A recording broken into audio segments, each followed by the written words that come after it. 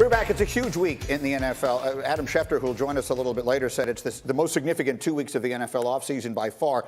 And we have a couple of storylines here that I think aren't getting enough attention. So we're going to put 60 seconds on the clock for each of these, and I want to get some insight from you. Dan Graziano, I'll start with you. Ryan Tannehill and the Titans, 60 seconds, go. If the Titans franchise Ryan Tannehill, people are going to say, oh, that takes them out of the Tom Brady sweepstakes. But it doesn't necessarily, because they could rescind the franchise tag as long as he doesn't sign it. Or, as Bobby was just talking about in the break, you could franchise and trade him potentially. So watch out and see what they do. If they don't franchise Ryan Tannehill, I think that tells you a lot about where their mind is at in terms of quarterback pursuits elsewhere. Right, and obviously all roads lead to Tom Brady. The part of this I find so interesting is he knows all of this, right? Ryan Tannehill wasn't born yesterday. So if they offer him the franchise tag and he signs it, they can rescind it. If he signs it, they can't. Once he signs it, it becomes fully guaranteed for 1 year. That's what I meant to say. If he doesn't sign it, they can rescind it. If he doesn't sign it, then they can walk away from him scot-free as though it had never happened at all. Correct. So he will have to decide whether to sign it or not. And so my point is, we won't know necessarily Thursday night whether or not he's coming back. Yeah, offering him a franchise tag isn't the biggest thing in the world. It's what he chooses to do with it. And then also, does Tennessee choose to keep him? Maybe they could send him away for just a 7th-round pick to get the cash off their books. You said that clearly, and I got it backwards. Okay. Meanwhile, Bobby, the CBA, we will find out whether the players vote thumbs up or thumbs down midnight Thursday night. What's important about this? And so this is one thing that people are wondering, why do we care what Richard Sherman's saying? And a lot of these big-time players, and there's some media voices that are saying a lot of things. Is it a good deal? It is a bad deal. Fans, do I really care? Why should I care? Well, there's some things going on behind the scenes for who's going to be the potential next union president. There may be some people maybe trying to sabotage the deal a little bit, because in doing so, a vote no could help their candidacy potentially to be the next president. And a vote no would mean, well, we don't have 17 games. There could be labor unrest. There could be a lot of issues. And for fans, that's no good. I just want more football right now. I think that's important for people to understand that more than the merits of the deal at this point, internal NFLPA politics are what's at work here. There are people on the outside masquerading as media that are also part of this. And I think, you look at the opposing views. I'm told Aaron Rodgers not at the rep meeting, J.J. Watt not at the rep meeting, Russell Wilson not at the rep meeting. The Pouncey brothers did go, and there's been some healthy debate about the deal, but it seems like some of the more high-profile guys that have come out against it are skipping the opportunity to talk it over. There's one more thing that I think is really important, and that is today, March 9th, is a date that we've had circled on the calendar relative to Tua Tagovailoa. It isn't going to go the way we thought. 60 seconds, Laura, why? So Tua was the one who circled this date on the calendar for us at the Combine and said March 9th would be when he would be cleared to start throwing and dropping back and doing more of those football-related activities. But he has been training in Nashville, and that's where a lot of this is going to happen. And unfortunately for everybody there, a much bigger event happened with a horrible tornado. And so they're picking up the pieces in Nashville. It's pushed the timeline back just a little bit. Should still be that he has a doctor's appointment to be cleared this week, but it's not necessarily today. And there is going to be a little bit more that has to be done to make sure he can get fully settled there in Nashville. To be clear, though, this has nothing to do with how healthy he is. It's not his health at all. It's just the horrible, unfortunate event of the tornado in Nashville and how that's affected all of this, which, of course, that is much more important and everybody's safety there. So I always go back to the Bill Belichick way of dealing with injuries.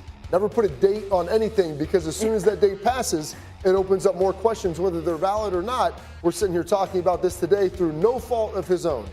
I think that's, well, I got buzzed. No, we can't. No. I can overrule that if I want to. Go ahead. The question on Tua is health. Obviously, the whole thing, they want to see these benchmarks. It doesn't help when anything's delayed. Obviously, you're not going to hold this against him, but it goes to show these are nonlinear progressions when you're coming back from an injury. Things can happen to throw the projections off. And just so we understand, like, he's going to do this workout, then he's going to do something in Birmingham or at Alabama, Tuscaloosa, and then he's going to work out for any team that might be considering signing him, right? And his pro day is still April 9th, and that's still, everything's tracking positively there. This week, when this appointment does end up happening, when they can get everything figured out, it's still just to check on his health of the hip and to clear him further. Okay, those are just a few of the things that are coming up in the next couple of weeks here in the NFL. Again, Adam Schefter is on the way. Meanwhile, basketball. Yeah, let's get to it. The Nets surprised many in the basketball world on Saturday when the team agreed to part ways with head coach Kenny Atkinson. On Sunday, DeAndre Jordan downplayed the reports that the Nets' new players this season got Atkinson fired. Listen to what Jordan said. We're all new players. So if you go say new players, put it on all 8 of the new players. Okay, so then there's been some. But I think whatever you're saying and whatever the reports are, so.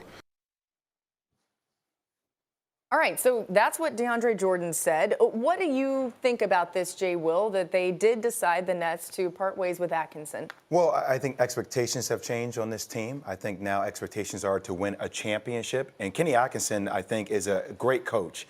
He has been able to mold a culture. He's been able to do talent development with this team.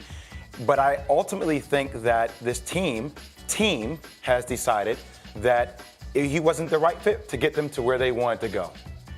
The entire feel of the organization changed when you acquired Kyrie and Kevin. You went from the little engine that overachieved getting into the playoffs a season ago, to a team that now has the weight of expectations going into next year. I would like to say this about Kenny Atkinson. I've heard that Joe Harris could command 4 years, $80 million. He's an elite shooter, and he deserves credit for his development. Yeah. Spencer Dinwiddie was on the verge of being out of the league. Karis LeVert has drastically improved. Like, Kenny Atkinson can coach, and I think the timing helps him, Laura, because number one, as the jobs come open, he will be the primary target of anybody who needs development. What we don't know, because he wasn't given an opportunity, is how is he coaching superstars. So who do we think might replace him as the Nets head coach? I think you need somebody who can manage egos. Mm-hmm. And I think a guy like Ty Lue is an option. I think a guy like Jason Kidd is an option. I think you need somebody that both Kevin Durant and Kyrie Irving can look at and say, this guy is in tune with this game. This guy has won championships before. He's been around caliber of players that he's been able to lead them, and I think that could be beneficial. But Sean Marks could think out of the box. I don't know. Here's what I think. Nobody, when Sean Marks hired Kenny Atkinson, was expecting Kenny Atkinson to be the coach. I would make zero presumptions as it relates to Sean Marks and his coaching choice. It really would be interesting if it was Ty Lue. You mentioned managing egos. Of course, he managed LeBron and